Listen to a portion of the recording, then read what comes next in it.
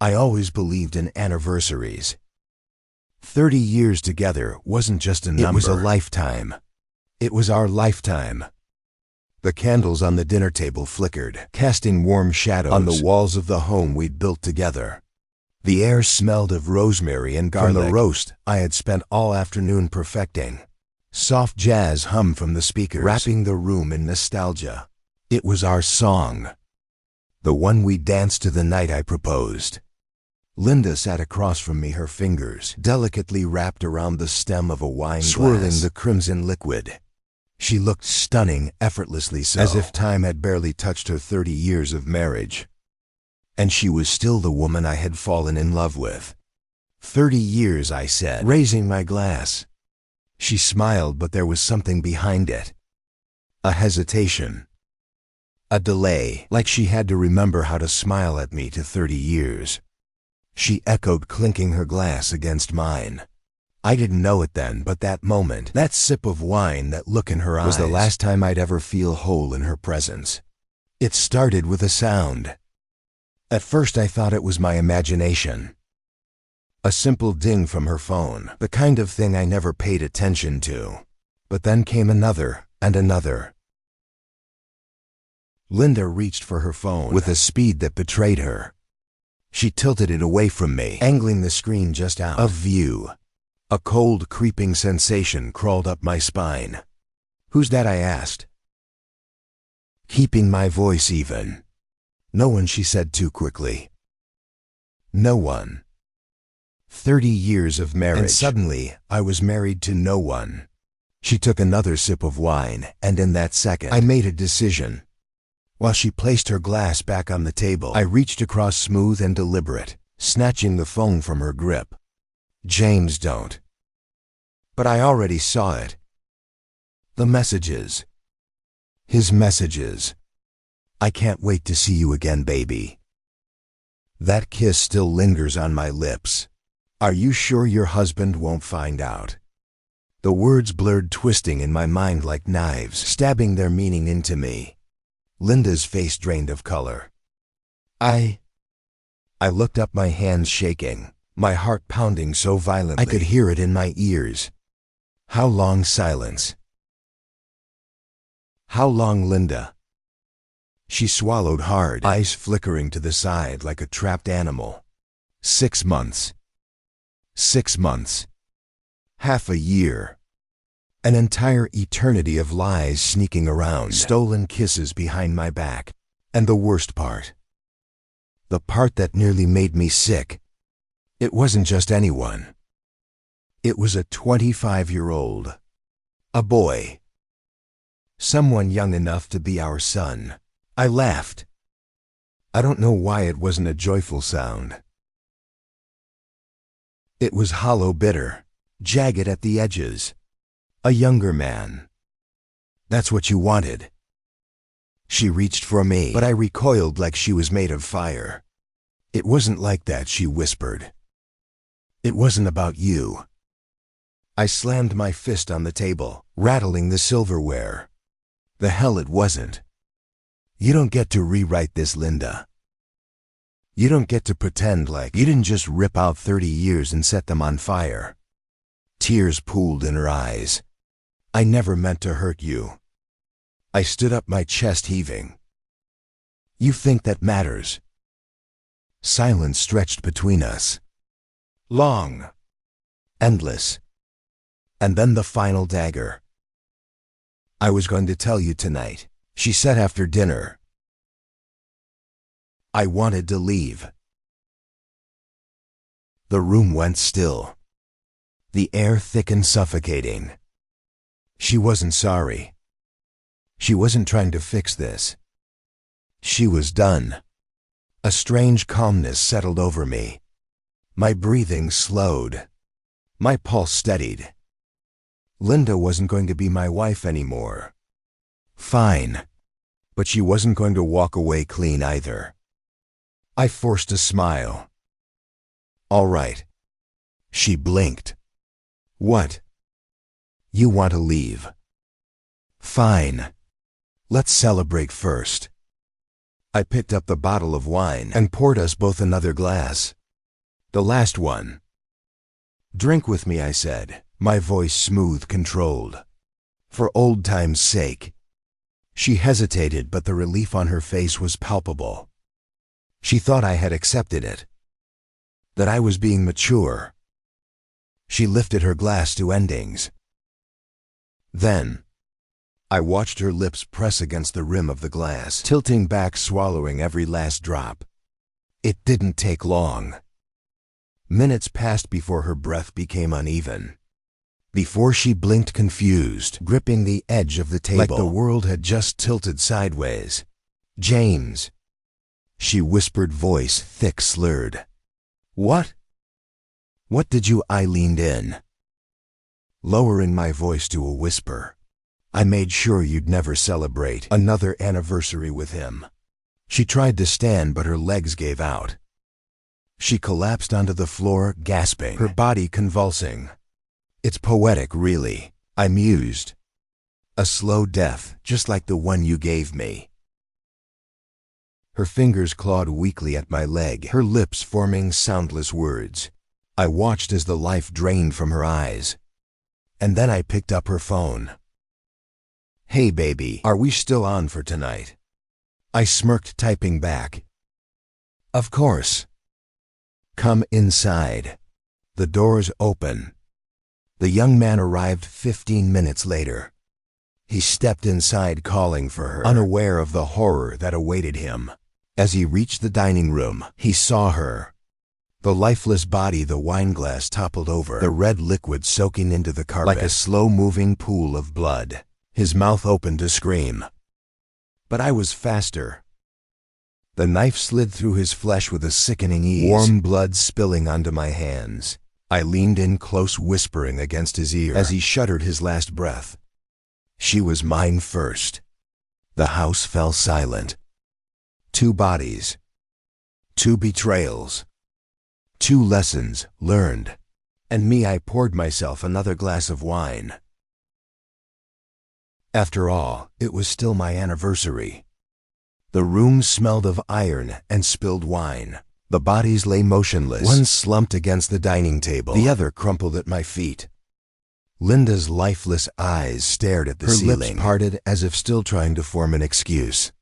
The younger man, I hadn't even asked for his name, bled out across the floor, his youth wasted in the same way my marriage had been. I took a slow breath, wiping my hands on a cloth napkin. There was no panic, no regret, only a strange sense of balance, like the universe had corrected itself. But I wasn't done yet. Linda had spent months lying to me, sneaking around behind my back. If she thought she could leave me that easily, then she didn't understand the depth of my love or my hatred. I walked over to her phone and scrolled through her messages. There were dozens of texts between her and the boy. Hotel bookings, secret rendezvous, late-night confessions. My stomach clenched, but I forced myself to focus. I needed to make this look right. I typed a message to one of Linda's friends. "I don't think I can do this anymore. I made a mistake. I heard James, and now I have to make it right." Then I sent another message to the boy's phone, from Linda's. "Come over. I need to see you one last time." It was all so easy. I wiped down the knife, leaving it in the boy's hand, positioning him in a way that made it look like he had collapsed beside her. A lover's tragedy. A guilty affair gone too far. By the time I was done, the story wrote itself. Linda, drowning in guilt, had lured her young lover over to confess her sins, but instead of finding comfort, she had found despair. Maybe she had begged him to take responsibility, to leave his youthful, carefree life and commit to the broken woman who had risked everything for him. Maybe he had refused. Maybe it had ended in murder. A scorned woman, a desperate boy, and an act of violence that neither of them walked away from. It was poetic. I stepped back, admiring my work. The scene was flawless. And then a knock at the door. A visitor at the worst time. A chill ran through me. I wasn't expecting anyone. I quickly wiped down any surfaces I had touched and stepped toward the door, composing myself. I opened it just enough to see who it was. Detective Raymond Holt. A friend. Or at least he used to be. His sharp, tired eyes scanned me, and for a moment I wondered if he already knew James. His voice was steady, unreadable. "Linda's friend called me. Said she got a troubling message from your wife." My stomach tightened. I forced a confused expression. "What kind of message?" He studied me too long. Too carefully. She sounded broken. Like she was going to do something reckless. He hesitated. "Can I come in?" I glanced back, my mind racing. The scene was perfect, but it wasn't ready to be seen yet. I needed more time. I cleared my throat. "I don't think that's a good idea, Ray." That was the wrong answer. His gaze sharpened. "James, what's going on?" I had two choices: let him in and pray the scene held up under his scrutiny, or find another way. I made my decision. I sighed heavily, stepping back. "Fine, but you're not going to like what you see." His jaw tightened as he stepped inside. His boots echoed against the hardwood floor. As he took in the bodies, Linda slumped over, and the young man sprawled across the floor with the knife in his hand. Raymond inhaled sharply. "Jesus Christ." I leaned against the doorframe, letting grief settle into my expression. "I came home and found them like this." He exhaled through his nose, his hands on his hips. "What the hell happened here?" I swallowed. "Linda. She was having an affair." The words burned, but I had to sell this. "I didn't know Ray." "Not until tonight." I motioned to the boy. I think she felt guilty. Maybe she told him she was leaving me, and he panicked. Maybe they fought and he... I trailed off, letting him fill in the blanks. Raymond was a veteran detective. He'd seen crimes of passion before. Murders wrapped in regret, drenched in impulsive mistakes. He rubbed his temple, his brain already working through the scenario. "It fits," he muttered. She sends a cryptic message to a friend. The lover comes over. An argument. A struggle. He motions to the blood on the floor. He stabs her, maybe realizes what he's done, and then he looked down at the body of the young man. Maybe he couldn't live with it. I suggested a murder-suicide. Raymond let out a slow breath. He turned to me, his eyes searching mine. "This is a goddamn mess, James." I nodded, my throat tight. I know I had almost convinced him. Almost. But then his gaze flicked downward at my hands, at the faint smudge of blood still clinging to my wrist. His expression shifted, and in that moment I knew he didn't believe me anymore. A friend or an enemy? Raymond straightened. His hand hovered near his belt, near his gun. "James," he said carefully, "why don't we step outside for a minute?" My pulse pounded. If I went outside, I wouldn't be coming back in. I forced a laugh.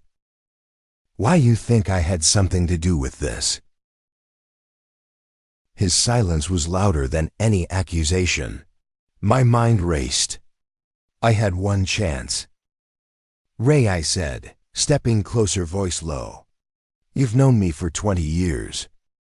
Do you really think I'd kill my own wife?" He didn't answer. That was enough of an answer. I saw the moment his fingers twitched, reaching for the gun, and I moved first, the lamp from the side.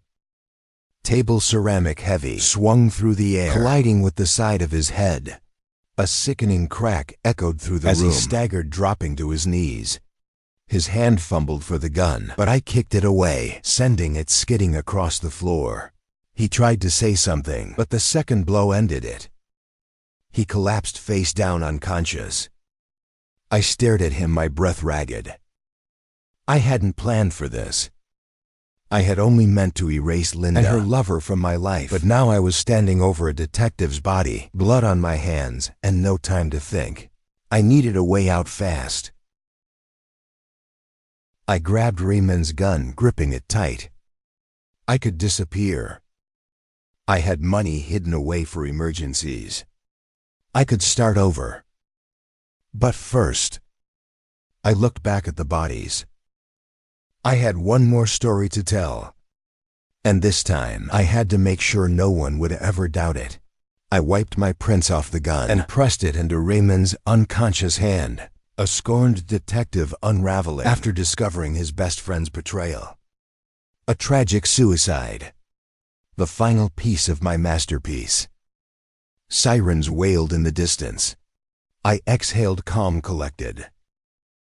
By the time they arrived, the story would be complete. 3 dead. 1 survivor. A widowed husband who had simply come home to find the wreckage. Infidelity and desperation. I straightened my shirt, stepped outside, and dialed 911. My wife, I choked out. She's gone. And just like that, I was free.